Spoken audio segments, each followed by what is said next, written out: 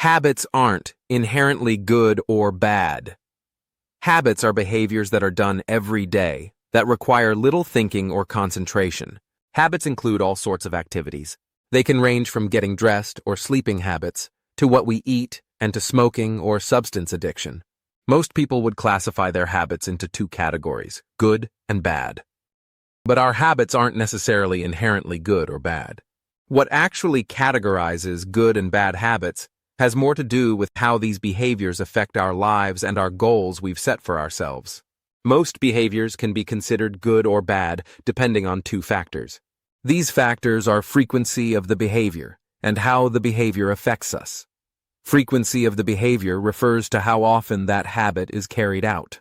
So take exercise, for example.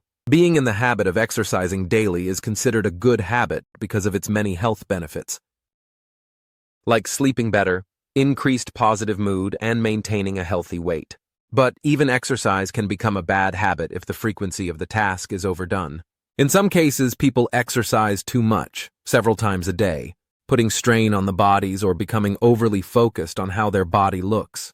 The other factor in classifying what is considered a good or bad habit is how the habit affects us and the goals we've set for ourselves. Good habits enrich our lives and further us to our goals. Smoking cigarettes is considered a bad habit because smoking doesn't enrich life. Rather, it negatively affects our health. The way we spend the money we make is another example. Spending money is necessary to live in our society. Many people have a goal of buying a home, so a common goal is to save money for a down payment.